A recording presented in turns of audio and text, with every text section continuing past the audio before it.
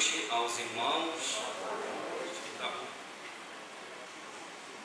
Uma alegria estar aqui com os irmãos e poder compartilhar a palavra do Senhor nesta noite.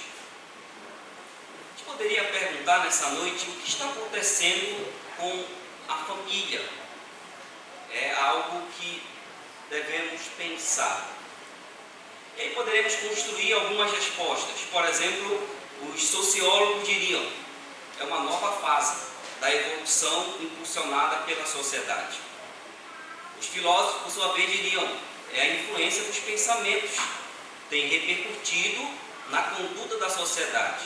Então começa no seu núcleo mais básico, a família. A psicologia poderia dizer: a família está se reconstruindo. Não estamos presos a uma tradição. Não devemos forçar que fiquemos nessa tradição. A configuração mudou. Se molde aos novos tempos. Talvez poderia dizer isso. Mas o que Deus diria a respeito da família e da família cristã? O que está acontecendo com a família cristã?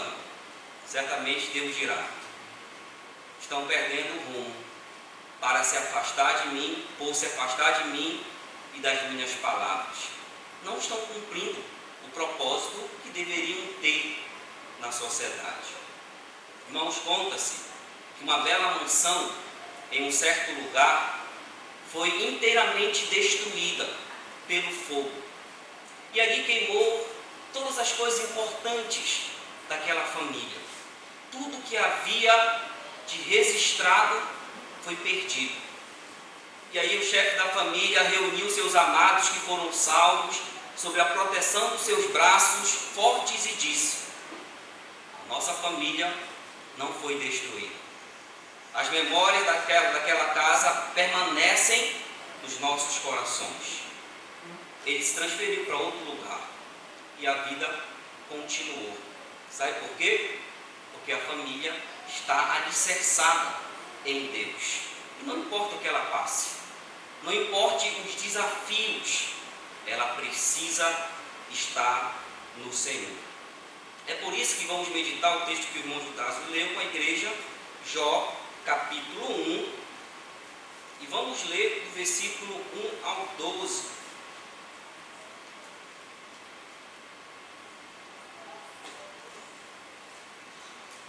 Jó, capítulo 1, dos versículos 1 a 12.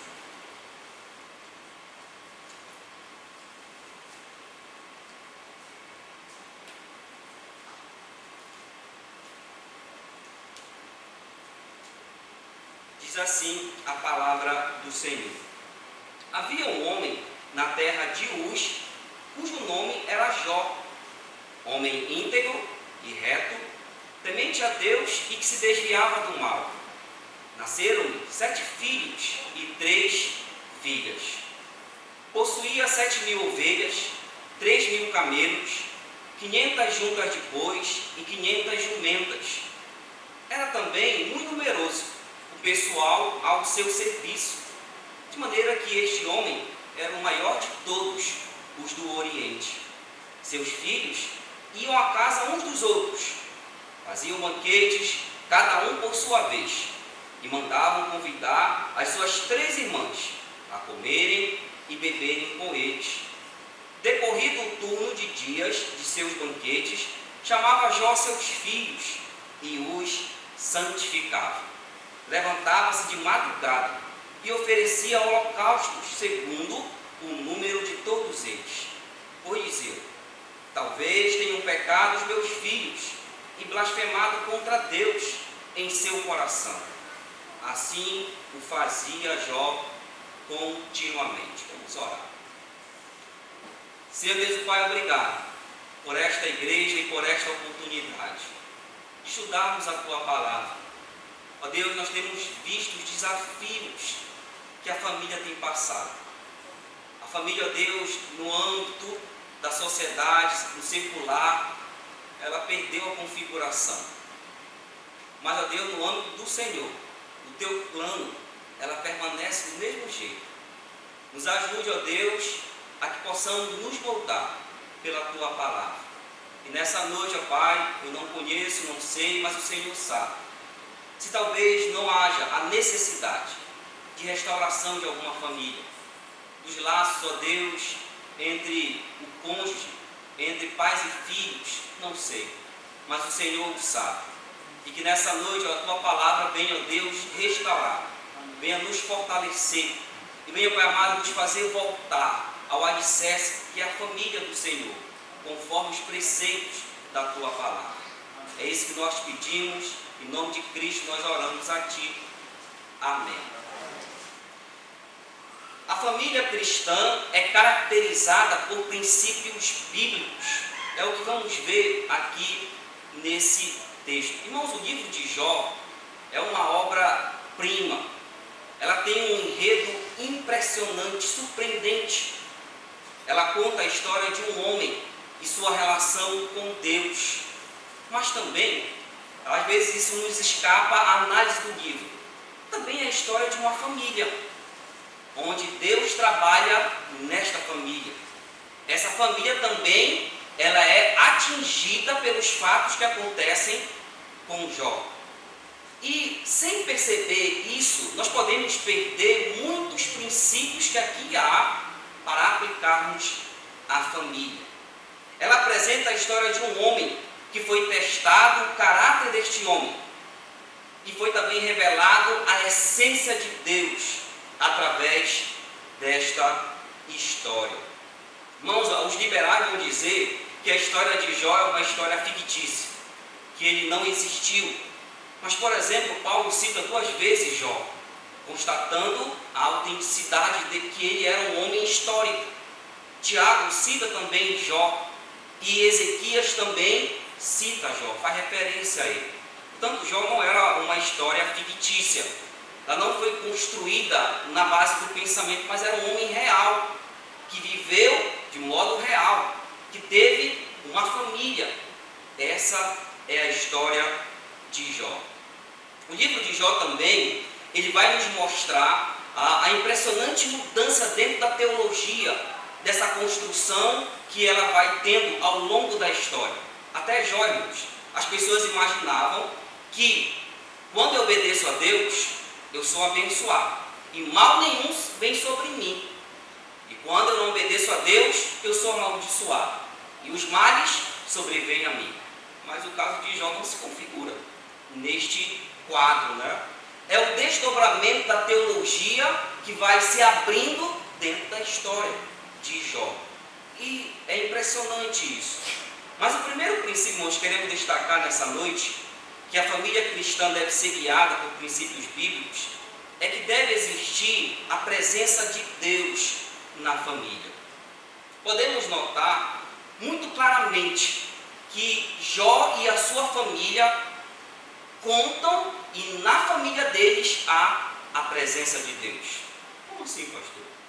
Você nota que a presença de Deus na vida deles é caracterizada primeiramente por causa do caráter desses membros da família. Irmãos, Deus não está na família de Jó nas paredes. Deus não está na vida de Jó em livros que nem existiam naquela época. Deus está dentro, na vida, influenciando e conduzindo cada membro daquela família. Sobretudo sobre o líder dessa família, que é Jó. Eu não sei dizer como Jó conheceu a Deus. Não sabemos como foi que ele chegou a conhecer a Deus. Mas sabemos, olhando a história, que ele conhecia muito bem a Deus. Que ele era um homem diferente. Isso não somente é um testemunho textual, mas é um testemunho do próprio Deus em relação a ele. Porque era um homem que amava a Deus. Olha como diz o texto aí, no versículo de número 1. Havia um homem na terra de Uz, cujo nome era Jó. E aí ele descreve um homem íntegro, reto, temente a Deus e que se desviava do mal. Claramente temos um homem aqui, um homem diferente. Embora o texto comece dizendo assim, havia um homem, parece uma parábola, um homem comum. mas depois vai descrevendo quem é este homem. Era um homem diferente. Não sabemos ao certo qual era o significado do nome de Jó, mas entendendo, irmãos, as características hebraicas a respeito do nome, poderíamos conjecturar que o nome dele poderia ser aquele que agarra a Deus, aquele que se volta para Deus, ou talvez aquele que é perseguido. Seria uma conjectura boa em relação ao nome dele. Mas a primeira evidência que temos aí da presença de Deus na família de Jó é que havia um caráter transformado. Diz aí o texto que ele era um homem íntegro. Sabe o que significa isso, irmãos? Que Jó não era alguém que era isento de pecado, um homem perfeito. Ele não era um homem perfeito. Mas quando ele diz que ele era um homem íntegro, ele era um homem que ninguém poderia atacá-lo publicamente. Ninguém poderia acusar Jó de falhas morais, porque ele era um homem maduro, um homem completo e um homem destacado na sociedade, não pelos bens que ele possuía, mas pelo caráter transformado. Não havia algo que pegasse da vida de Jó e o acusasse, nem tampouco da sua família. Irmão, eu não sei se os filhos de Jó eram cristãos de fato, mas era uma família que estava andando nos preceitos de Deus. Os filhos e a esposa podem não ser cristãos, mas eles precisam submeter a preceitos cristãos. Se neste lar há um homem de Deus, há um homem que teme ao Senhor, e Jó fez isso. Ele era íntegro, diz o texto, e também diz que ele era reto. Significa que ele era um homem honesto em todas as suas ações e nas suas relações também. Spurgeon vai dizer o seguinte em relação a ser honesto: não cremos na infabilidade de quem quer que seja, mas é consolador estar certo de alguém que é íntegro, da integridade de um homem. Irmãos, ter uma pessoa íntegra é alguém que eu posso confiar. É alguém que eu posso colocar algo valioso em suas mãos, porque eu sei que ele é uma pessoa que eu posso confiar. Jó era um homem honesto. E diz mais que ele era temente a Deus e que se desviava do mal. Perceba aqui que as características de Jó giram em torno de Deus. Ele era alguém que reverenciava a Deus, que temia a Deus. Alguém que zelava pela relação dele com Deus. Irmãos, ele respeitava o Senhor. E as suas ações expressavam esse amor e respeito ao Senhor. Sabe o que significa temer a Deus? É fazer aquilo que lhe agrada. É não buscar a minha satisfação, mas é no meu procedimento ver se eu estou agradando ao Senhor. Aí a pergunta é: mas quem é que pode ser assim, sem Deus? Íntegro, reto, que teme ao Senhor e que se desvia do mal. Qual é o homem que pode ser assim, sem a ação de Deus na sua vida? Quem é que pode ter um caráter como esse, se Deus não agir na sua vida? Essa é uma evidência muito clara de que a família de Jó tinha a presença de Deus. E sobre um ponto importantíssimo, o caráter deste membro da família. Ele era diferente. E diz aí ainda por fim que ele se desviava do mal. Irmão, Jó não apenas evitava o mal, mas ele rejeitava o mal. Ele denunciava o mal. Ele não concordava com o mal. Seja na sua família, seja ao redor, seja com as pessoas que ele lidava. Ele não aceitava o mal, aquilo que era errado. É a primeira evidência que a gente vê aí no texto, confirmando a presença de Deus nesta família. Mas também, irmãos, nós temos aí uma família abençoada. Diz o texto: nasceram-lhe 7 filhos e 3 filhas. Jó cumpriu muito bem aqui o crescer e multiplicar, né? Ele tinha 10 filhos. E é interessante que, impressionante isso, são 7 homens e 3 mulheres. Irmãos, o número 7 e o número 3 são números significativos porque eles simbolizam perfeição. Além disso, ter filhos naquela época era um claro sinal do favor de Deus sobre a família. Uma família que não podia ter filhos era dita como amaldiçoada por Deus. Jó era alguém abençoado. Ele tinha uma família, filhos, e inclusive o número desses filhos apontava para as bênçãos de Deus sobre a família. Além disso, uma terceira evidência que o texto mostra está no versículo de número 3. Possuía 7.000 ovelhas, 3.000 camelos, 500 juntas de bois e 500 jumentas. Irmãos, havia também a providência de Deus na família de Jó. Alguém pode dizer, pastor, mas a minha família é pobre. Será que Deus não está presente?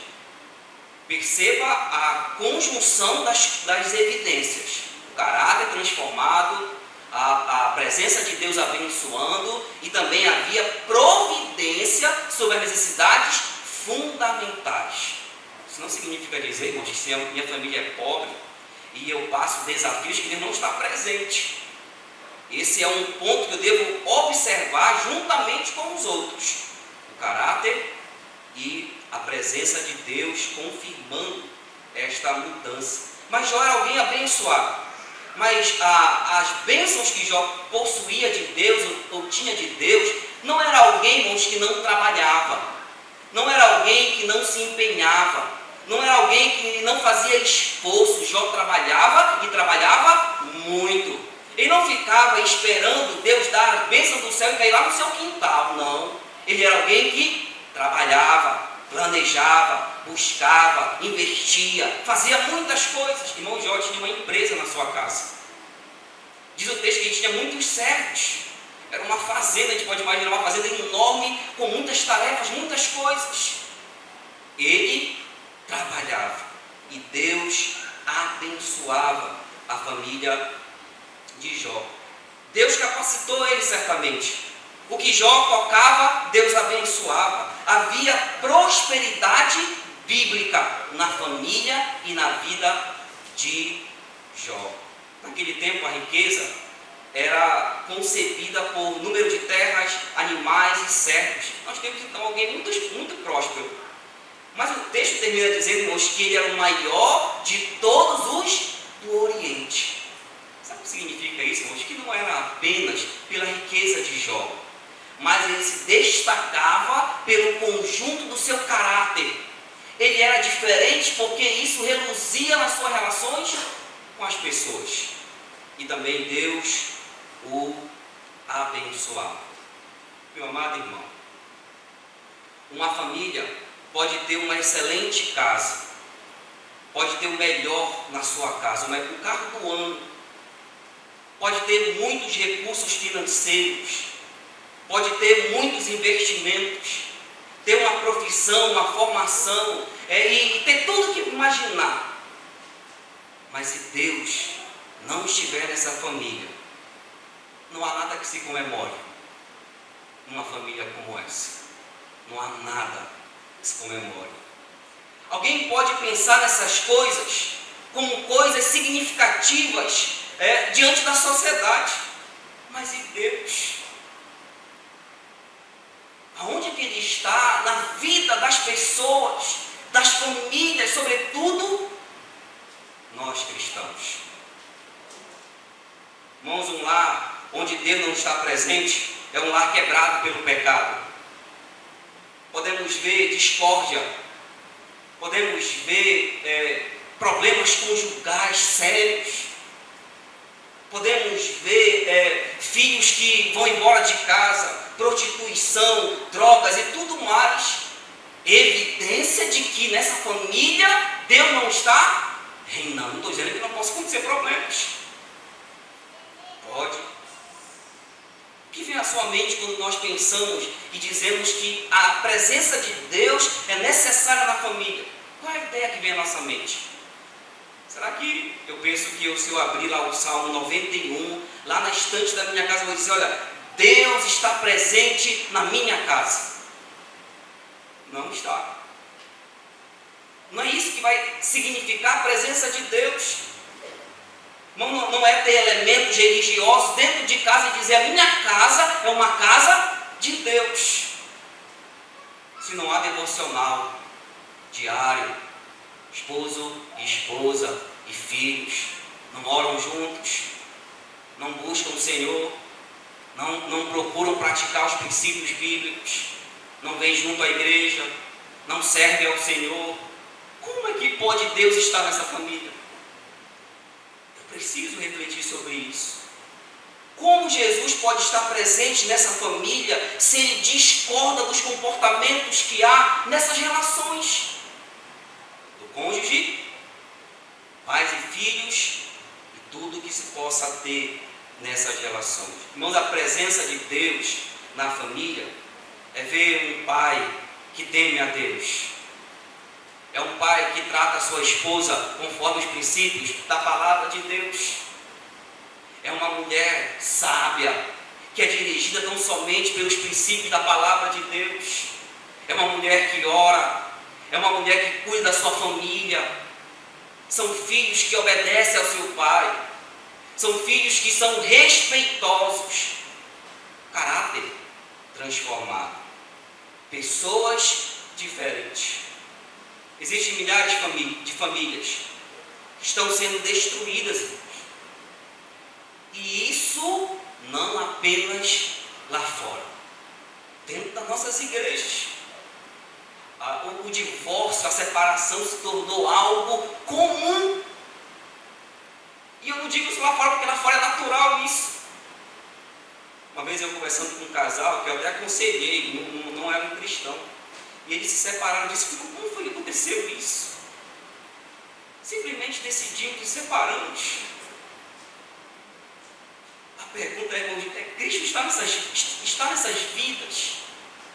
Ele tem conduzido essas pessoas para amarem e respeitarem a Deus e a sua palavra? Fico pensando nessas coisas. Tem pais que estão chorando na delegacia para tirar seus filhos de lá, no tráfico, no vício e outras coisas mais. Cadê a presença de Deus? A presença de Deus será notória quando tivermos pessoas transformadas na família. Você tem orado pelo seu esposo que não é cristão? Tenho falado isso lá na igreja. Às vezes as pessoas que têm um cônjuge que não é cristão, inclusive Pedro vai orientar sobre isso. Diz: olha, seja submissa ao seu marido, não importa se ele é crente ou não, faça a diferença.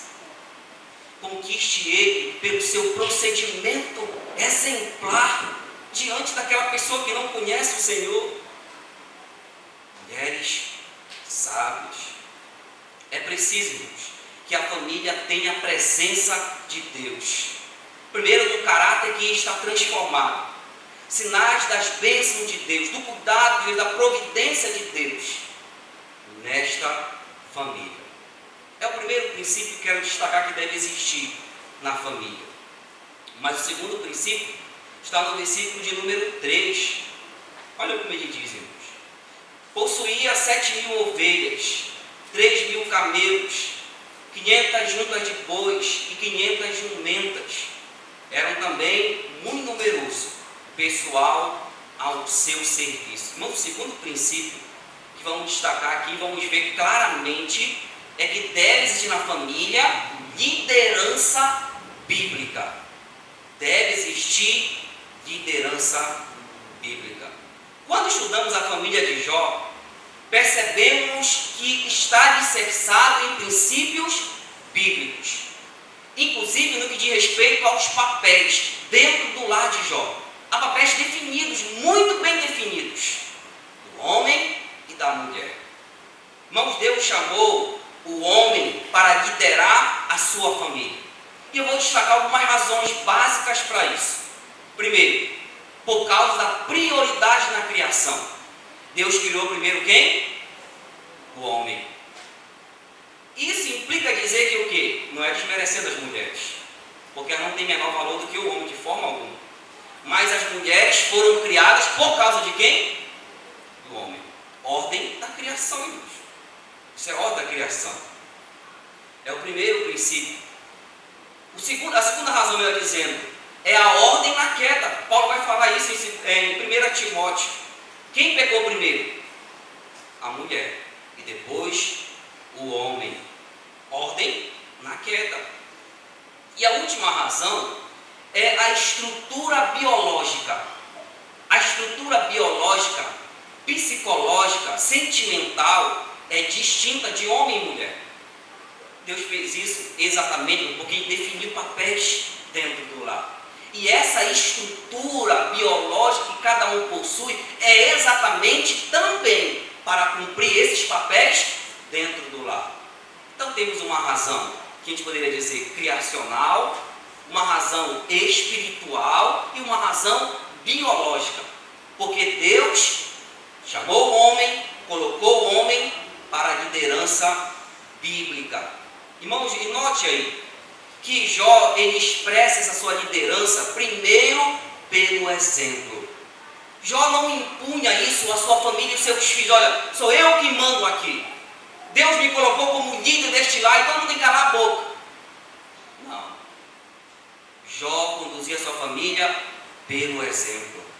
O texto disse lá no versículo de número 1, né, que ele era diferente. E isso se expressava, irmãos, em todas as suas relações, como um pai, como um esposo, se reportava isso também. Quando eu fico imaginando os filhos de Jó, olhando para eles, olha, meu pai é uma pessoa excelente, eu admiro meu pai é diferente, olha como ele ama a Deus, olha como ele zela por Deus. Aí eu fico imaginando a esposa de Jó, oh, como eu quero que esse homem me lidere cada dia mais. Ele é diferente. Vê a minha família, ele lidera, ele supera as necessidades, ele constrói as coisas, ele cuida de cada um de nós. Ele liderava pelo seu exemplo, não apenas pelo caráter, mas por suas responsabilidades, pelo modo como ele conduzia a sua mão. Jó era um homem responsável, trabalhador, que amava a família e ensinava os seus filhos. Está aí no texto expressado isso. Ele assumiu muito bem o papel dado por Deus como líder no lar. Ele era assim. Podemos também ver essa liderança cristã expressada pelo sustento. Diz o texto que ele possuía 7.000 ovelhas, 3.000 camelos, 500 juntas de bois e 500 jumentas. Irmão Jó tinha consciência de que ele deveria ser o maior provedor do lar.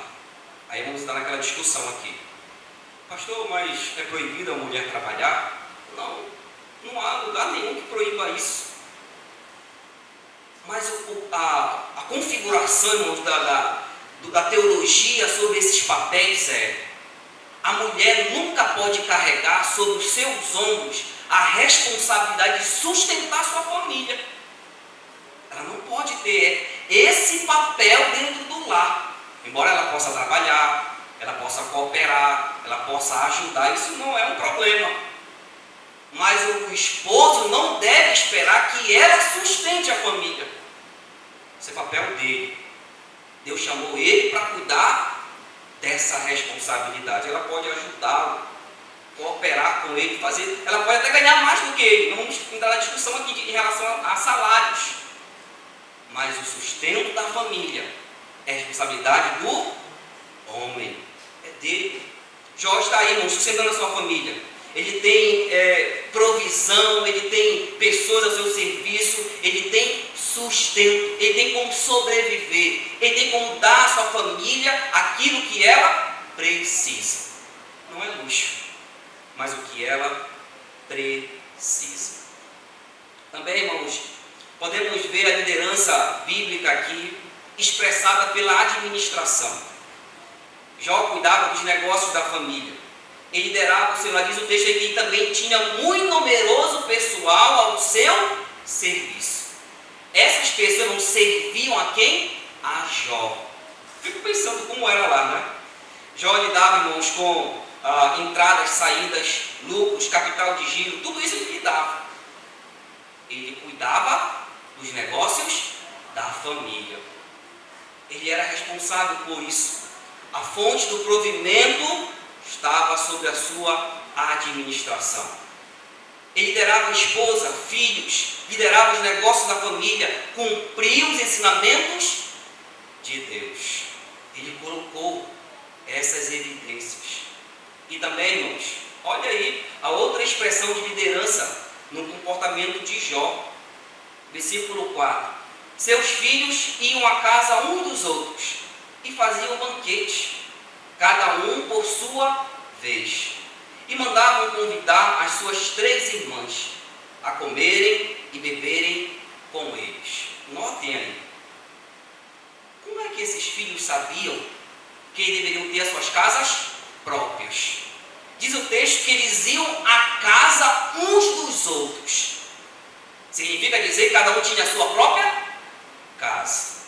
Eles trabalharam. Jó ensinou eles a serem homens, a construírem as suas famílias. E cada dia, irmãos, diz o texto que eles faziam festas familiares. E aí eles convidavam: vem aqui na minha casa, meus irmãos, vamos comemorar comigo, vamos nos alegrar. E não eram festas de orgia para pecarem, não. Eram festas familiares. E aí eles se organizavam. Cada vez na casa de um. Eles tinham condições, eram trabalhadores, tinham suas próprias casas e convidavam seus irmãos para estarem juntos. Irmãos, isso aqui é muito bonito. Havia respeito, amor entre eles. E olha, havia cortesia. Eles olhavam as irmãs deles e olhavam: nossas irmãs não vão pagar nada não. Elas são especiais. Vamos convidar elas para estarem conosco, elas não vão gastar absolutamente nada. E eles convidavam as irmãs. O texto destaca, irmãos, a ênfase nela, diz aí: e convidavam suas 3 irmãs a comer de graça na casa dos irmãos. Eles tinham respeito e amor pelas irmãs. Havia, irmãos, uma comunhão tão bonita entre os irmãos. Agora a pergunta é: quem foi que ensinou isso para eles? Quem foi que passou esse conhecimento para eles? Jó, irmãos. Jó dizia: olha, venham cá, meus filhos, amem uns aos outros, cuidem das suas irmãs. Não quero que vocês construam a casa aqui em cima da minha, não. Vão construir a casa de vocês lá longe. Não aqui não. Vão ser homens. Trabalhem. Tenham seu sustento. Construam suas famílias. E podem se alegrar junto com seus irmãos. Quem foi que ensinou isso a eles, irmãos? Jó ensinou isso a eles. Não vou construir uma casa para vocês, não. Trabalhem. Se organizem. Sejam homens. E construam a família de vocês. Eles tinham dinheiro, os filhos de Jó.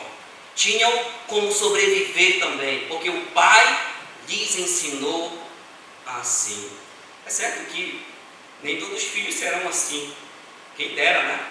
Se todos os filhos fossem assim, obedientes, seguissem os ensinos dos pais, não, mas nem todos são assim. Mas, irmão, mesmo que os filhos não possam ou não sejam cristãos, contudo, dentro do lar, eles devem ser pessoas que respeitem, que amem, que estejam em comunhão, que obedeçam aos seus pais, porque isso não precisa ser cristão para obedecer. Precisa ter só liderança, precisa ter só ensino, para que isso seja estabelecido dentro do lar. Havia isso. E por fim, irmãos, o destaque que eu trago aqui também na liderança de Jó era o cuidado espiritual. Olha o que diz o texto, versículo 5. Decorrido o turno de dia de seus banquetes, chamavam a Jó a seus filhos e os santificavam. Levantava-se de madrugada e oferecia holocausto segundo o número de todos eles, pois dizia: talvez tenham pecado os meus filhos e blasfemado contra Deus. Irmãos, perceba aqui o cuidado e o zelo que Jó tinha por Deus.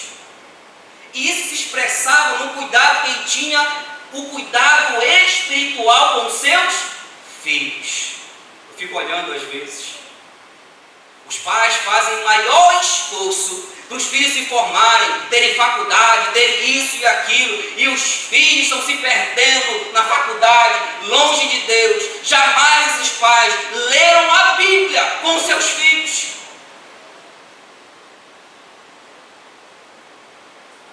Mas estão querendo um futuro para eles. Mas o futuro dos filhos sem Deus é catastrófico. Jó se preocupava com seus filhos.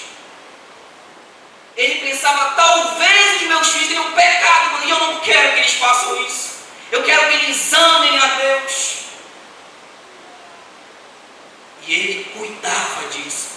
Olha, eu quero que um filho ame a Deus e venha para a igreja e ame isso. Primeiro tem que ser exemplo disso. Segundo, isso dá trabalho. Dá trabalho fazer isso.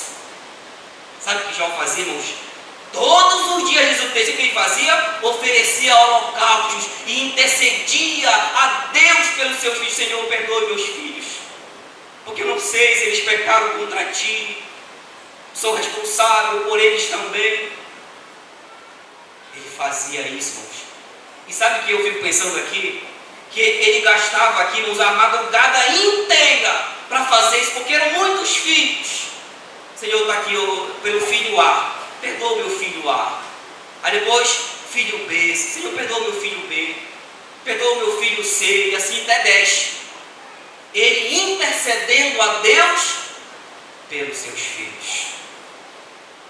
Jó tinha cuidado, irmãos, com a vida, com o cuidado espiritual dos seus filhos. E sabe o que ele fazia? É muito interessante, ele chamava os seus filhos. Aí os seus filhos diziam, eu não vou não, pai. Não vou não, já sou grande, eu tenho a minha casa, o senhor não pode me chamar. Sabe o que eles faziam? Eles iam. Jó dizia assim, eu fico pensando nessa parte aqui. Jó chama os seus filhos e os santificava. Jó dizia para eles, olha, vocês devem ser homens diferentes. Devem viver uma vida separada para Deus. Vocês devem amar a Deus. Porque a ideia do termo é que Jó explicava para eles o significado disso. Apresentava para eles a Deus e dizia, olha, essa é a vida que Deus quer que vocês trilhem, de amor e respeito e obediência ao Senhor. Ele fazia isso todos os dias. Levantava-se. Talvez tenham pecado os meus filhos e blasfemado em seu coração. Jó oferecia sacrifícios conforme o entendimento daquela época a seus filhos, e fazia isso de madrugada. Agia com responsabilidade espiritual para com os seus filhos.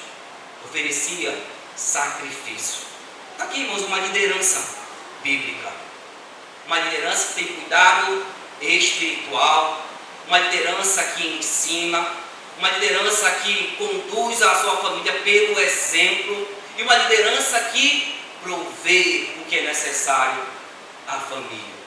Era assim que é Jó. E essa configuração, ela se alinha ao que Deus ensina na teologia bíblica sobre a liderança cristã. Ela deve ser assim. Até pouco tempo, nós ouvíamos a seguinte expressão: fulano é um homem de família. Hoje a gente não ouve mais isso. Fulano é um homem de família. Essa expressão denotava alguém que tinha cuidado especial por sua família. Era um homem dedicado a cuidar de esposa e filhos. Era dedicado. Mas hoje não ouvimos mais isso. Homens que amem sua esposa, homens que tenham interesse em melhorar a cada dia o seu casamento, que se esforcem para desenvolver, por exemplo, o romantismo, que procurem compreender os seus filhos, que os ensinem a amar o Senhor. Cadê essas pessoas? Com o advento dos grupos da libertação, surgiu a ideia da libertação feminina, que não mais podem suportar a liderança masculina. Se levantaram essas pessoas, irmãos, para tentar tirar um princípio bíblico do homem liderando. Isso se reporta, se expressa em várias áreas da sociedade. A gente vê isso aí fora. As mulheres assumindo e os homens passivamente. Não é uma competição. E isso também tem adentrado as famílias, inclusive cristãs. E também tem se expressado isso aonde?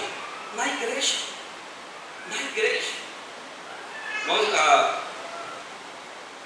Às vezes tem certas igrejas que só funcionam por causa das mulheres. Não que seja errado isso, porque elas trabalham e fazem a obra de Deus. Mas eu pergunto, cadê os homens? Cadê os homens da igreja? Cadê os homens para assumir o papel de liderança? Às vezes você olha uma mãe trazendo os filhos para a igreja e o esposo não está nem aí. Traz para a escola bíblica e ele não vem. Traz para o culto de oração e ele não vem. Quem é que está liderando essa família? Cadê o papel que Deus deu a nós? Nós vivemos nitidamente uma crise de liderança bíblica. Nitidamente.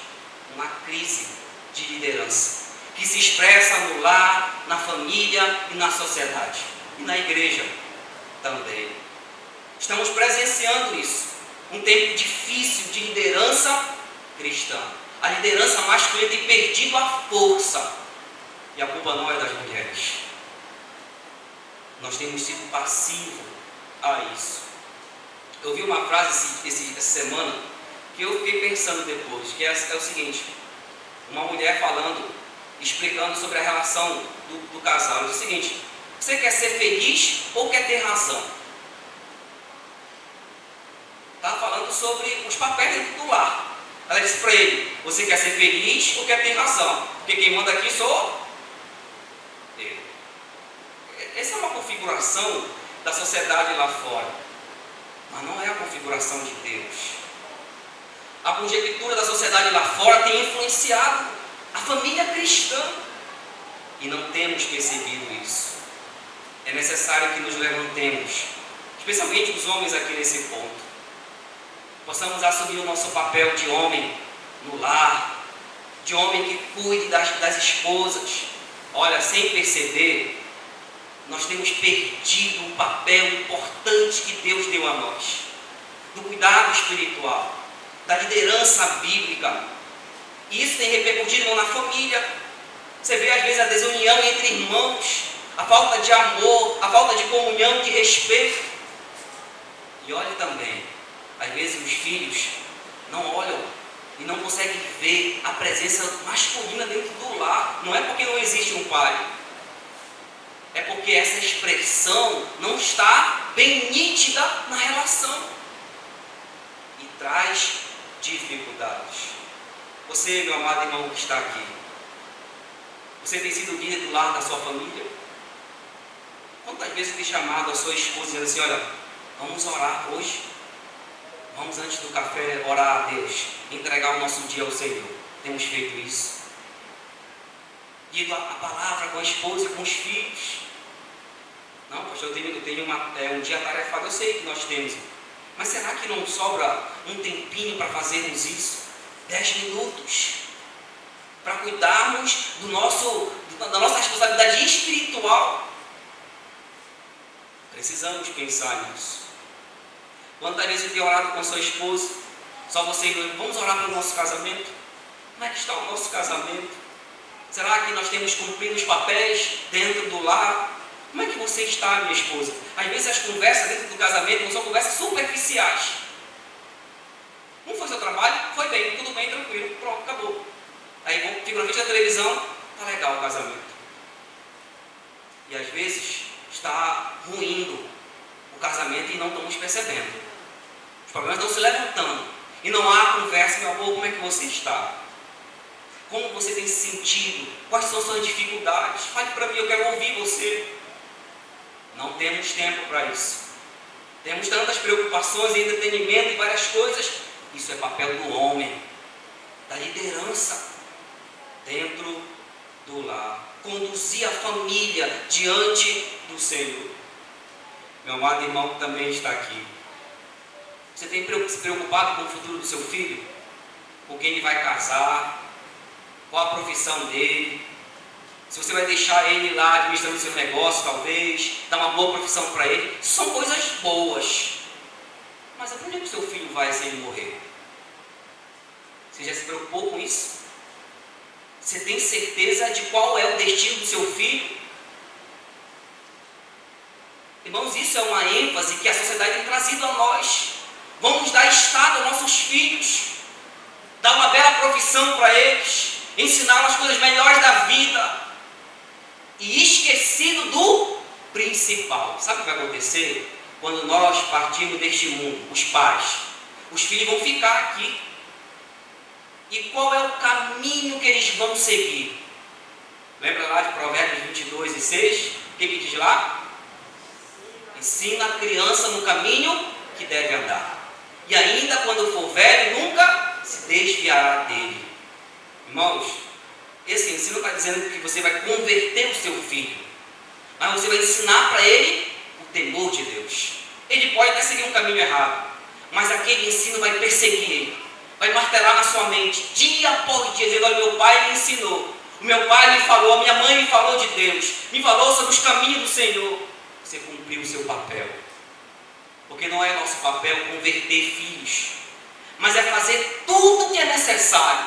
Eles estão sob o nosso domínio, irmãos, estão sob a nossa esfera, dentro de casa, e às vezes estamos perdendo eles dentro de casa, porque não temos tido o trabalho de cuidar da parte espiritual. É preciso se levantar para fazermos isso. Ter sucesso, irmãos, é temer a Deus e obedecer a Deus e ensinar isso aos filhos. Sabe o que é ter sucesso? É ver um filho que ama a Deus mais do que eu amo. É ver os filhos e filhas que obedecem ao Senhor e seguem seus princípios no namoro, no casamento e tudo mais. Isso é dizer assim: olha, eu fui um pai bem sucedido, porque meus filhos amam a Deus.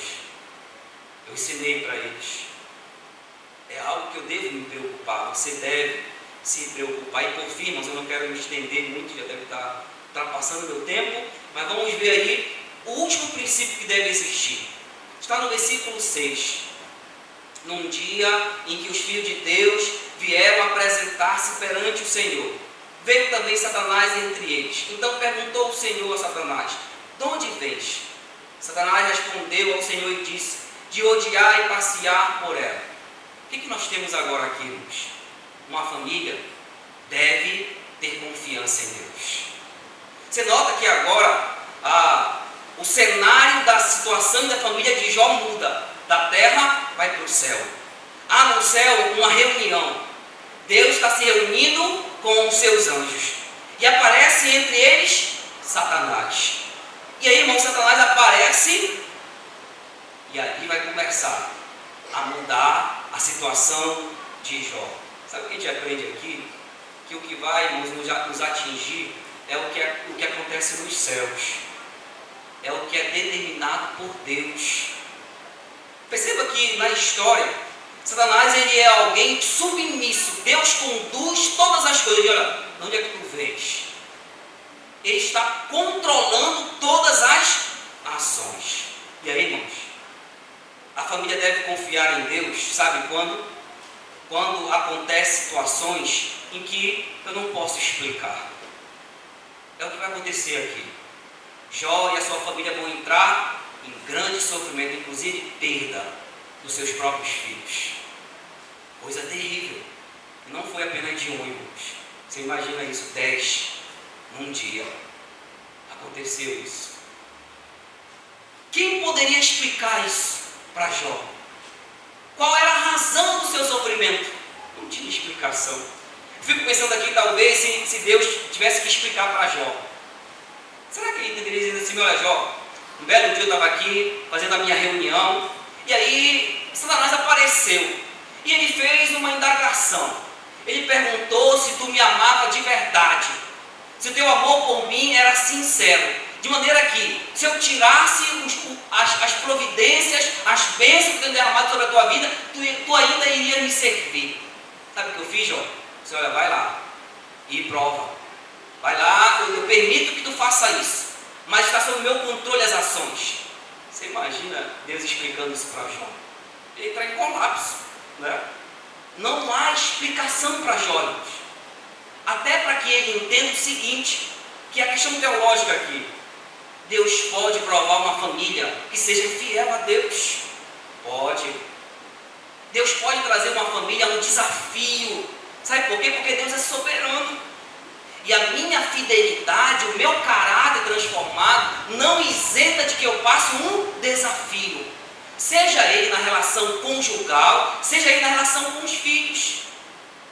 Eu posso enfrentar um desafio. Sabe o que eu devo fazer? Mesmo que eu não entenda, eu sei quem é o meu Deus. Eu sei nas mãos de quem eu estou. E aí eu vou confiar. Eu vou confiar no Senhor. É a primeira situação em que eu devo confiar. A segunda situação é quando enfrentamos o inimigo. Jó agora vai enfrentar Satanás. E olha que interessante, irmãos, que Satanás vai acusar Jó. Ele diz assim mesmo, né? Então respondeu Satanás ao Senhor: porventura Jó debalde teme a Deus? Olha a questão que está por trás aqui, irmãos. Uma pessoa, olhando esse texto, uma igreja no Ceará, ela levou um balde para a igreja. Aí perguntaram: por que esse balde? Não é para servir a Deus de balde? Ela imaginou isso, mas a palavra aqui não significa isso. A palavra significa algo sem interesse. Servir a Deus de graça, sinceramente. A pergunta de Satanás é o seguinte: será que eu sirvo a Deus? Eu continuo fiel se as coisas derem errada para mim? Se tudo der errado, ainda assim eu vou servir ao Senhor? É a pergunta de Satanás, irmãos, aqui. Ele coloca isso, mas sabe também, Satanás vai acusar Deus também. Olha o que ele vai dizer em relação a Deus: acaso não cercar-te com sebe, a ele e a sua casa e a tudo quanto tem, obra de suas mãos abençoar-te, e os seus bens se multiplicaram na terra. Irmãos, agora a acusação de Satanás contra Deus é o seguinte: tu cerca Jó de todas as bênçãos, de maneira que tu impede que Jó passe algum tipo de problema. Em outras palavras, sabe a acusação de Satanás, irmãos? Tu compra a obediência de Jó, porque ele serve e nada acontece com ele, e tu propicia essa fidelidade a ele. Então havia uma acusação contra Jó, a fé dele, e contra o procedimento. Porque a palavra sebe aí é uma cerca protetora que está no texto. Então eu devo confiar em Deus. Quando eu não puder explicar, a família deve confiar. Quando estiver enfrentando o inimigo, deve confiar. E também, irmãos, quando nós passamos o sofrimento, olha que diz o texto: estende, porém, a mão e toca-lhe em tudo quanto tem, e verás se não blasfema contra ti em tua face. Irmãos, Jó entrou num grande sofrimento. Perdeu a família entrou em grande sofrimento. Os filhos, a mulher entrou em grande sofrimento. E às vezes nós analisamos aquela frase da mulher de Jó: abandona o teu Deus e morre. Mas olha a situação dela. Não estou querendo justificar que ela não confiou em Deus. Mas, irmãos, quando ela falou aquilo, ela disse: olha, eu não aguento ver o teu sofrimento. Eu te amo tanto que eu não posso suportar o teu sofrimento. É melhor tu morrer logo. Ela estava angustiada em ver o seu esposo sofrendo daquela maneira. E ela acabou que seguiu aquilo que Satanás disse. E tinha que blasfemar contra Deus. Mas sabe o que Jó fez, irmãos? Ele se agarrou no Senhor. A família sofrendo, ele se agarrou no Senhor. Ele não entendia as coisas, ele não podia explicar as coisas, mas ele jamais deixou de se agarrar no Senhor. Até no sofrimento, vemos Jó liderando a sua família. Meu amado irmão, minha amada irmã, Eu não sei. Mas talvez a sua família esteja enfrentando algum tipo de sofrimento, que talvez esteja sendo doloroso para você. Algo difícil de lidar. Talvez esteja até na relação dos cônjuges, marido e esposa. Talvez na relação dos filhos. Talvez uma enfermidade. Talvez a situação financeira não está muito bem. Não sei qual é talvez o desafio, mas Deus está com você. Você precisa confiar nele. E você precisa atentar que é nessas circunstâncias que Deus quer moldar o coração do pai, da mãe, do esposo, da esposa, dos filhos. Situações como essa que Deus quer nos trazer para Ele, para que nós possamos crescer. A família cristã também precisa passar desafios para perceber estas coisas necessárias ao seu crescimento. Vimos aqui nessa noite que a família cristã deve ser guiada por princípios bíblicos. E vimos aqui 3 princípios bíblicos. Primeiro, uma família cristã deve ter a presença de Deus. Pessoas transformadas, caráter transformado, o cuidado de Deus presente nesta família. Também vimos aqui que uma família deve ter uma liderança bíblica. O homem foi chamado para assumir este papel. E por fim, a família deve ter confiança em Deus. Eu quero que você baixe sua cabeça. Meu amado irmão, os irmãos estão aqui, as famílias. Eu quero que você reflita comigo nessa noite. Eu não sei se talvez os seus desafios, as suas dificuldades que estão acontecendo na família, problemas, não sei. Mas nessa noite, talvez Deus esteja falando com você, eu não sei. Mas Ele quer trazer você e a sua família para uma restauração. Talvez a relação dos cônjuges está tendo problemas, dificuldades. Talvez o amor não esteja no nível que é necessário. Talvez não tenha havido entendimento no casamento. Talvez não haja esses princípios e Deus quer lhe chamar a atenção nessa noite. Ele quer restaurar o seu casamento. Ele quer que você observe esses princípios bíblicos aqui. Que uma liderança cristã, bíblica, que deve haver a presença de Deus. Você deve se alertar disso nessa noite. Será que Deus está presente na sua família? Você pode dizer isso? Você pode pensar nisso? Como é que Deus está presente na sua família? Como isso é notório na sua família? Deus quer chamar a sua atenção. Você, esposa, você, esposo, você, filho, as famílias aqui. E talvez seja um momento de você dizer assim: Senhor, me ajude. Eu quero que a minha família seja restaurada. Eu quero que o meu casamento seja restaurado. Eu quero que a minha relação com meus filhos sejam restaurados. Eu quero, como homem, realmente assumir essa posição, essa responsabilidade de uma liderança que se preocupa com a vida espiritual da esposa, dos filhos, que assume o papel definido por Deus.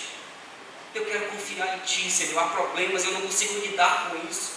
Eu fico ansioso. Às vezes até há pessoas em depressão, porque nós não sabemos, não estamos conseguindo confiar no Senhor. Você pode fazer isso nessa noite. Orar para Deus. Dizer para Ele: Senhor, me ajude. Eu realmente preciso que a minha família seja restaurada.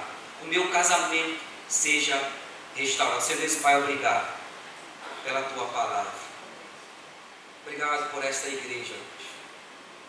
Abençoe, Pai amado, Pastor André, Irmã Eliana, sua família, na liderança deste trabalho aqui. Continue conduzindo o Teu servo, para conduzir essa igreja, essa parte da família de Cristo, como Ele tem feito, ensinando a Tua palavra, Pai. Abençoa essa igreja, Senhor. Abençoa cada família aqui presente, eu não conheço, Pai. Se tem havido problemas, desafios, ajude, ó Pai. Como nós ouvimos nessa noite, a nos voltarmos, a alicerçarmos a família nos princípios bíblicos, de ter o Senhor, Deus, como centro da família, Ter o Senhor reinando absolutamente em cada membro da família, Deus. Ajude cada um aqui, ó Pai. Abençoe cada família.